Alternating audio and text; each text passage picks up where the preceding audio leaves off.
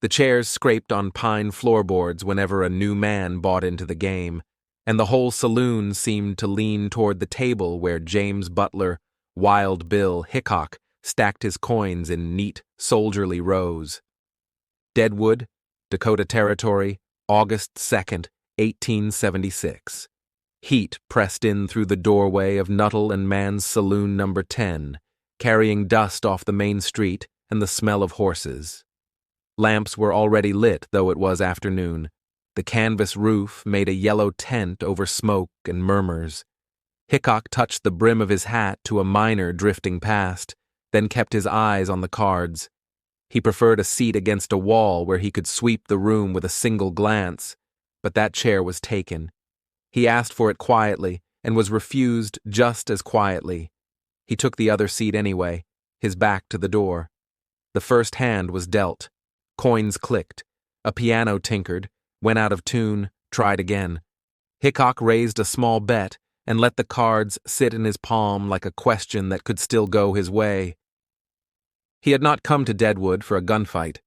He had been a scout, lawman, and showman. His name had been printed in dime novels at a speed no person could outrun. The winter before, in Cheyenne, he had married Agnes Lake, a circus owner with a steady spine and a traveling life. He promised to go where money could be made quickly and return to her. Friends said his eyesight was failing, and the old nerves that held him steady in a fight were not as sure as they had been on the Kansas frontier. Gold had been found in the Black Hills. Deadwood was illegal ground, Lakota land on any map that mattered, but it was full to the rafters with men who called that somebody else's problem. Hickok arrived in late July with the utter wagon train, the kind of small celebrity who turned heads without trying. He drifted to cards because cards paid if you were patient and sober and let the other man announce his mistakes. The other man that day was a drifter named Jack McCall. He had lost heavily at tables around town and slept off his luck under a roof when he could find one. The day before, he sat across from Hickok and dropped nearly everything he had. Hickok, who could be generous when the drinks were cheap, was said to have pushed some coins back and told him to buy breakfast and hold off until his head was clear. McCall took the money. He drank anyway. By the next afternoon, he was walking a thin line between shame and anger, and that line led him through the door of Saloon No. 10. The hand that would become a legend was still only a hand. 2 black aces, 2 black eights. The 5th card was not yet settled. Men later swore it was a queen of hearts or a 5 of diamonds. No one could keep the moment still long enough to say for certain. Hickok's attention flicked once more to the mirror behind the bar, the trick a cautious man uses when the seat he wants isn't his.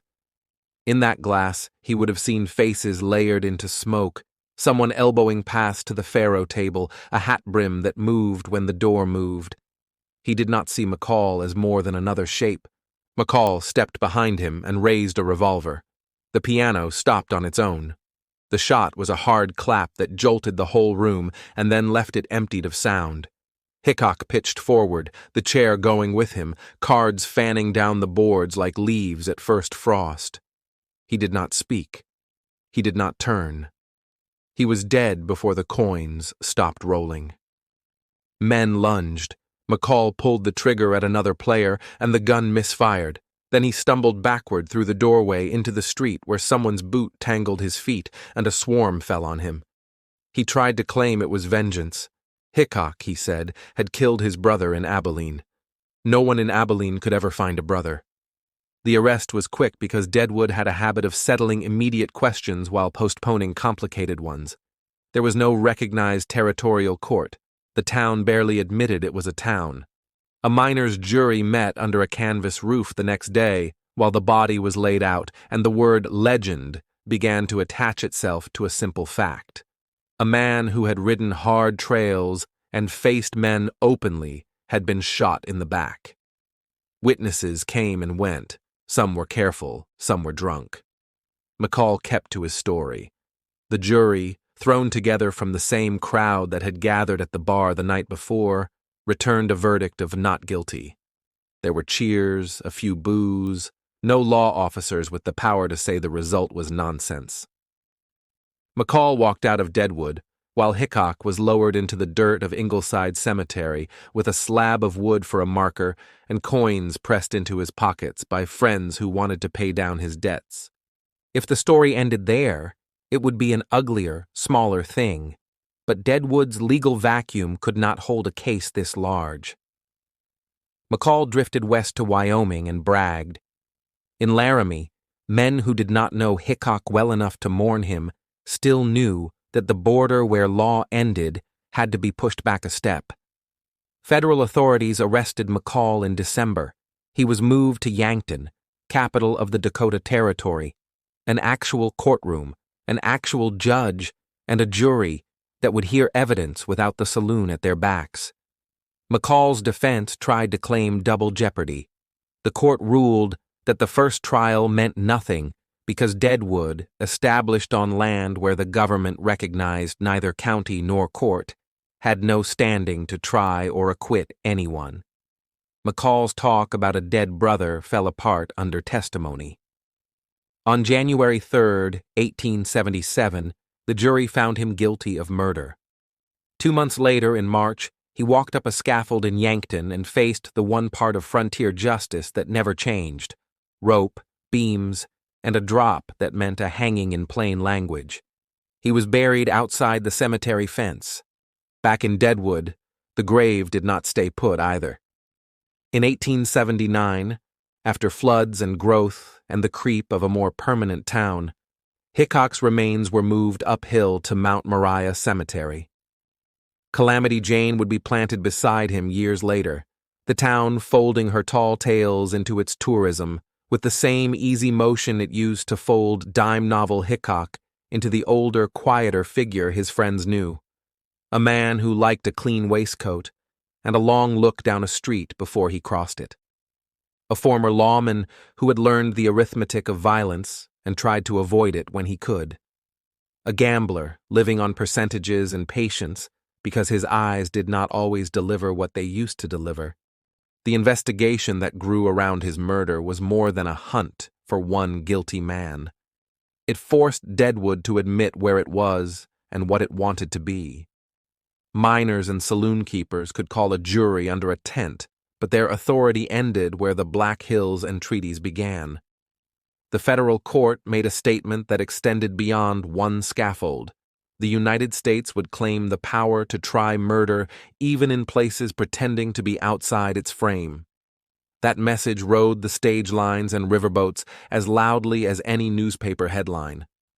Underneath the rulings and the reburial, there were the details people tell each other when a story becomes the town's own inheritance. Hickok had warned that he never played cards with his back to a room. He had asked for the safer chair and been refused out of stubbornness or habit. The man in it was not unkind, only settled. He was said to carry 2 pistols when he was younger, but had put them aside that afternoon, the game itself shifting his weight from guns to cards. He had been generous with a man who couldn't afford to be at the table, and the generosity hadn't saved him. The cards that fell from his hand, 2 black aces, 2 black eights, became a shorthand for the exact moment when the long theater of his life ended without a line left to speak. People called it the dead man's hand because it made remembering easier. It matters that Deadwood was not a carved-out myth when it happened, but a working place with sweat and sawdust. It matters that a revolver raised from behind gives no chance at all, and that the distance between surviving your reputation and being killed by it can be the width of a single plank chair. It matters that justice, when it finally spoke, did so in a courtroom with straight walls and printed dockets, not in a tent with whiskey on the breath of every juror. The story is not an invitation to romance a gunman. It is a reminder of how ordinary a legendary end can be. A bad seat, a man with a grievance and liquor behind it, and a town that needed to learn what laws would govern its future.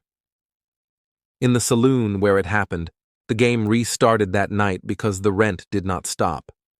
In the years after, tourists came to buy a drink where Hickok fell, to look at a chair that might be the chair, and to say aloud the phrase that traveled farther than any witness.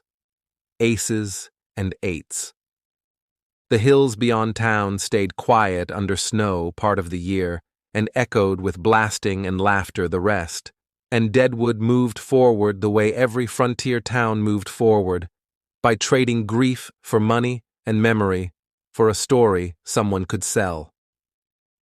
Stand on Mount Moriah in late light and look down over the rooftops. The town hums the way it always did when money is being counted and men are telling stories that make the counting seem noble. Hickok's marker catches that light. If you read the dates, you know he was 39. If you follow the old rumors, you learn how a name can be worn thin by retelling. The facts do not move. A crowded room, a chair in the wrong place, a generous act repaid with a shot from behind, a trial that tried again until it felt like law, and a hand of cards that gave a name to an ending no one there would ever forget. Thank you for listening to Deserted Trails. Subscribe for more forgotten stories from the old frontier.